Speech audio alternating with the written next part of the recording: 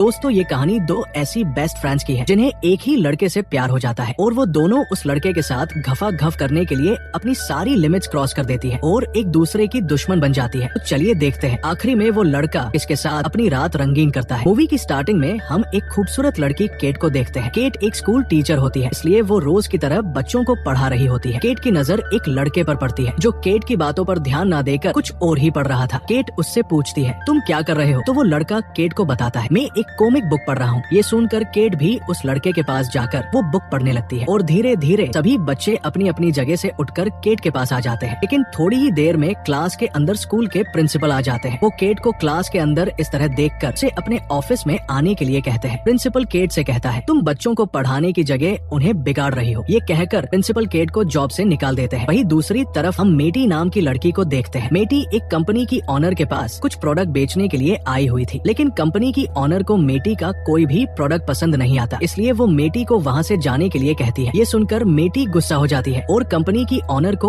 उल्टा सीधा बोलकर बाहर आ जाती है। बाहर आने पर मेटी देखती है ट्रैफिक पुलिस वाले उसकी कार को उठाकर ले जा रहे हैं क्योंकि उसने अपनी कार नो पार्किंग में खड़ी की हुई थी। वही हम केट को देखते हैं जो अपने घर आती है। यहाँ हमें पता चलता है केट और मेटी बेस्ट फ्रेंड है और ये दोनों एक साथ ही रहती है। केट देखती है मेटी पागलों की तरह डांस कर रही है, तो केट भी मेटी के साथ डांस करते हुए उससे पूछती है, मुझे लगता है आज तुम बहुत खुश हो। मेटी केट को बताती है, मेरी जिंदगी झंड हो गई है क्योंकि मैं अपनी कंपनी का एक भी प्रोडक्ट सेल नहीं कर पा रही हूँ। मेटी केट से पूछती है, तुम्हारा आज का दिन कैसा रहा? तो केट उसे बताती है, मुझे प्रिंसिपल ने जॉब से निकाल दिया है। इसके बाद वो दोनों अपना दुख दूर करने के लिए ड्रिंक करने लगती है। तभी मेटी को याद आता है उसने आज रात को एक लड़के को अपने साथ गफा गफ करने के लिए बुलाया था, लेकिन वो अभी तक नहीं आया। केट मेटी से कहती है, तुम तो रोज नए नए लड़कों के साथ मजे करती हो, लेकिन मेरा कुआं तो काफी दिनों से सूखा पड़ा हुआ है। इस पर मेटी केट से कहती है, ऐसा इसलिए है क्योंकि तुम किसी भी लड़के को अपने ऊपर सवारी नहीं करने देती हो। मेटी की बात सुनकर केट वहाँ से उठकर सोने के लिए चली जाती है। थोड़ी देर बाद मेटी केट के रूम में जाती है और उसे कुछ दिनों के लिए बाहर घूमने चलने के लिए कहती है, तो केट भी मेटी की बात मान जाती है। वहीं अगली सुबह वो दोनों एयरपोर्ट पहुँचती है, जहाँ वो देखती है उन्हें चेक इन करने के लिए